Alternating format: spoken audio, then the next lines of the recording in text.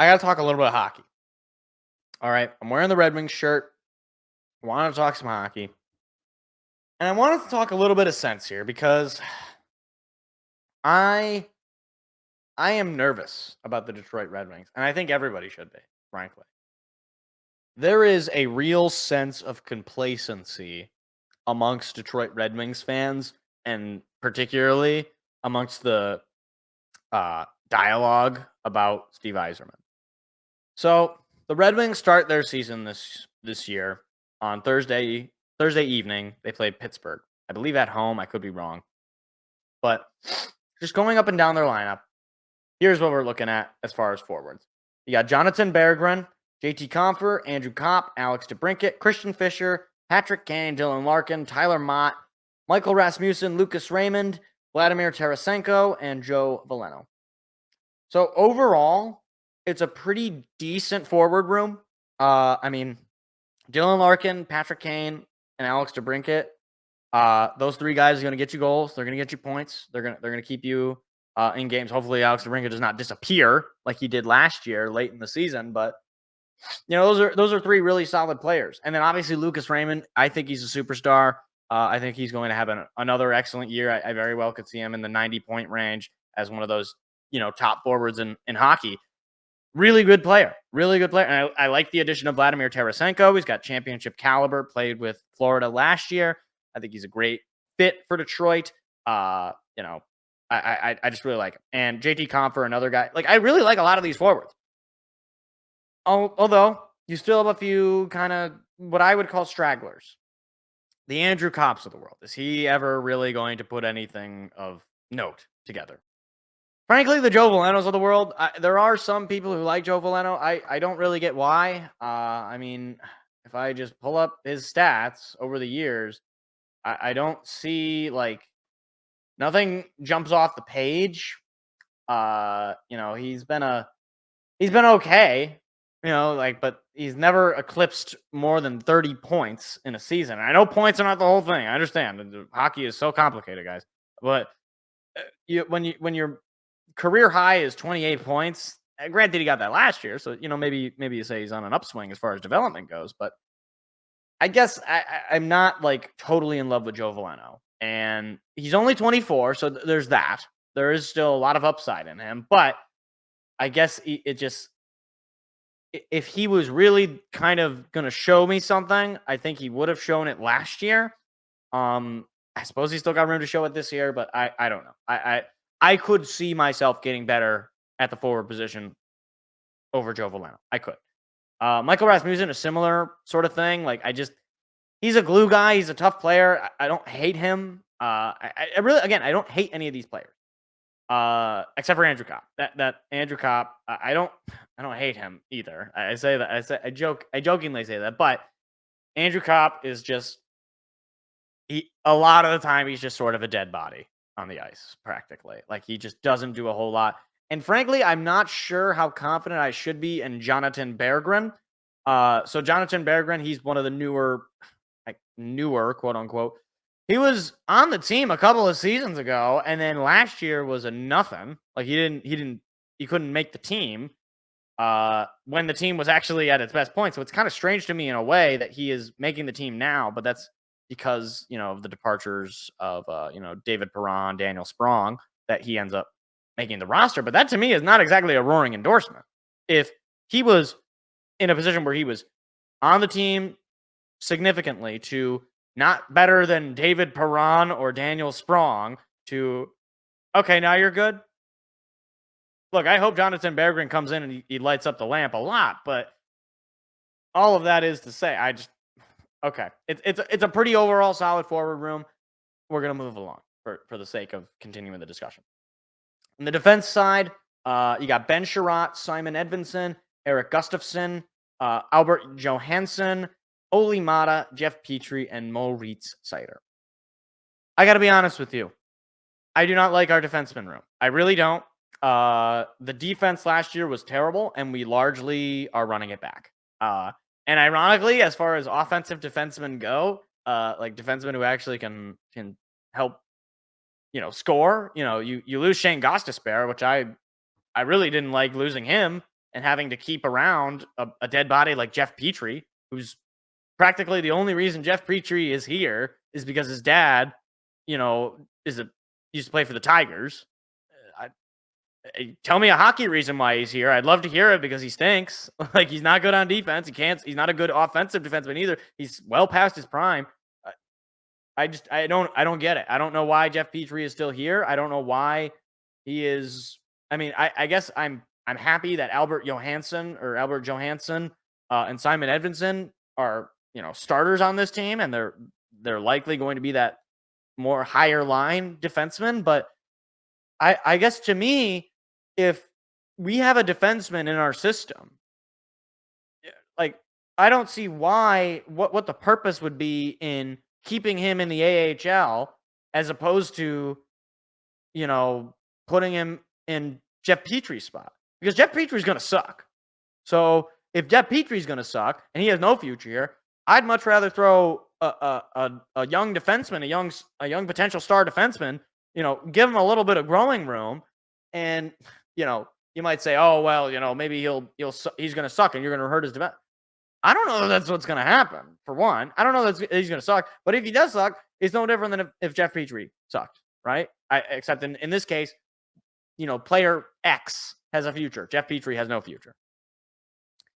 And then the goalie room, you have Ville Husso, Alex Lyon, and Cam Talbot. And this is where I really get upset. The Red Wings have two ostensibly really good goalie prospects. One of them is Trey Augustine. He's not going to be seen for, I would say, at the earliest next year to a year or 2 years. The other goalie prospect, however, Sebastian Cossa. Let me look up when Sebastian Cossa was drafted, because let me just pull this up really quick. Let's see. He was drafted 15th overall in 2021. By my math, that's 3 years ago. I'm not going to say that I know more about hockey than Steve Yzerman. I'm not. I don't know more about hockey than Steve Yzerman. Here's what I will say. When this is going to be his third year of, at least in some way, playing AHL hockey, where last year in the AHL had a sub-3 goals against average, had a 91 save percentage. If he is not ready to be playing NHL games by the end of this year, I am a little concerned with that situation, because Ville Husso and Alex Lyon, they are not it. All right, Ville Husso can't stay healthy. Alex Lyon is not consistent. And Cam Talbot, solid year with the Kings. I'm not totally stomping on the Cam Talbot acquisition. But I would much rather, again, it's a similar thing with Jeff Petrie. I'd much rather see Sebastian Cossa over a Ville Husso. And maybe I will end up seeing Sebastian Cossa because Ville Husso is going to get hurt. But I'm sorry, if Ville Husso gets hurt and I got to hear, Michael Hutchinson or Steve, who was the other guy? Steve Reimer, James Reimer. If I got to hear that those guys are in that, and meanwhile, Sebastian Cossa at age, 22, going to be 22 in a month, is just sitting in the AHL playing for the Grand Rapids Griffins in front of tens and tens of people. Is he our first round goalie? We did trade to get the pick to take Sebastian Cossa, right? Like, he's supposed to be a good player at some point. Am I wrong? Like what is the purpose of, basically keeping him in the minor leagues until he's like 30? And the other thing that bothers me, it's like, I'm not asking for some 18-year-old to come play goalie. He's going to be 22 years old next year. That's older than some of the players that are on the team right now. Like how old is?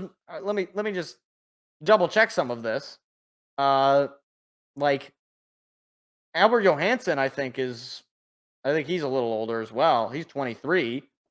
Simon Edvinsson, I'm pretty sure he's 21. Simon Edvinsson's 21. He's on the team. So don't give me this age nonsense. And here's the other thing too. Plenty of goalies throughout the years that are worth their salt. They make the team at young age. I want to say Vasilevsky was on the team at 21, and Vasilevsky was a guy that was drafted by Steve Yzerman. All right, so I'm not even strawmanning with some different organization. This was the same guy, right? And this all sort of stems back to a general concern I have with the Red Wings, which is all I hear about is how great our farm system is and how many deep, prospects we have. Let me just see if I can find, here, Prospect Central. This is great. Like, if I could, I'd rather actually have like a list of, let me just get Detroit Red Wings prospects. Like, here we go. Detroit Red Wings in system elite prospects. Like, I've heard a whole lot about Axel Sandin-Pellikka, and I don't expect him to be playing because he was drafted a couple of years ago. I've heard a whole lot about Red Savage, or and I guess Johansson just made the team, or what's his name? Oh my gosh, I'm blanking on the guy's name. Carter Mazur. I've heard a whole lot about these guys. Marco Casper, another one of these guys. Where are they? Like, and again, because the immediate response from Red Wings fans, and I'm sure they're going to respond this way, is, oh, well, what do you want? Some 18-year-old, some 19-year-old to come? Let me see how old some of these guys are.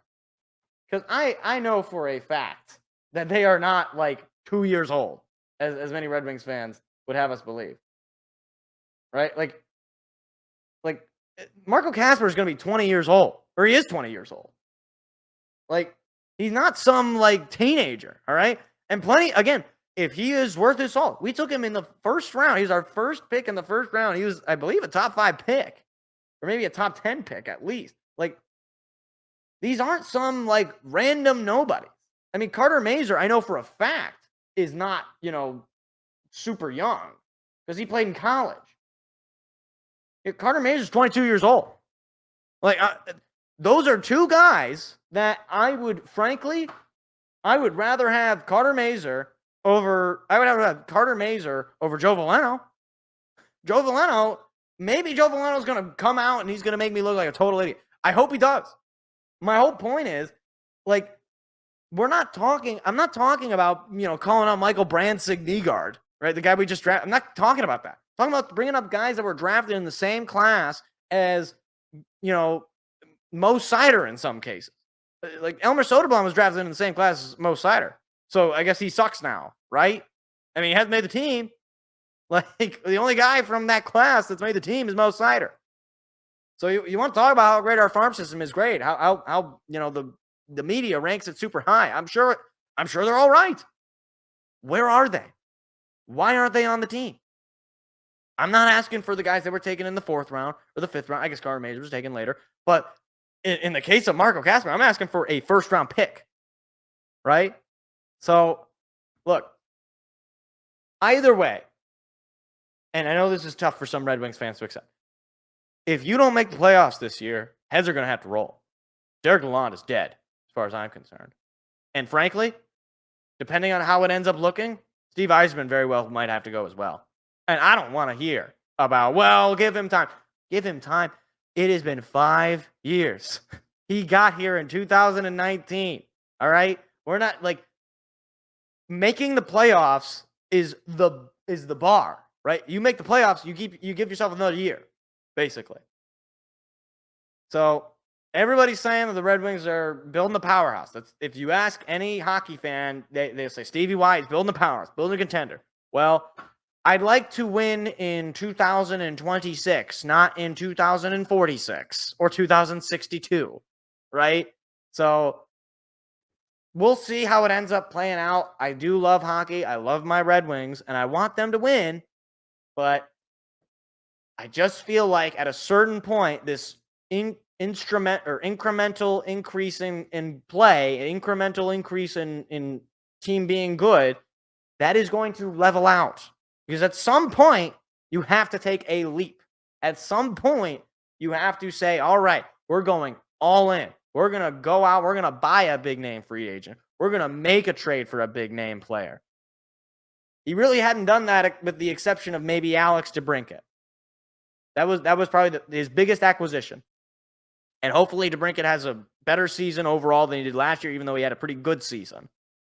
He needs to have a great season. So I hate to be negative Mike. I don't like being negative Mike, but I worry. All right. I'm coming from a place of love. All right. I don't hate Steve Yzerman. I like a lot of the things I like more of the things that he's done that he hasn't. I'm more concerned with the status of the team and less concerned and less about individual moves, right? Because the individual moves might be able to make sense. I might be able to rationalize them.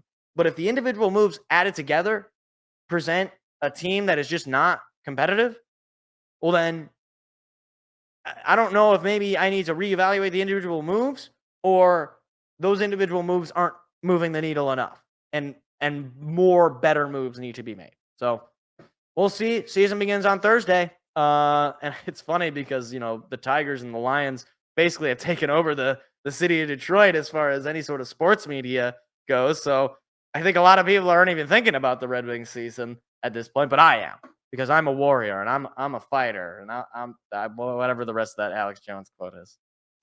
I'm a pioneer and I'm coming. I hate that I just said that. So, all right. Yeah, that's the end of this segment. I got nothing more. Hi, it's me again. If you enjoyed what you just saw, hit the like and subscribe button. We do live shows every Tuesday at 7 p.m. Eastern. Hope to see you there.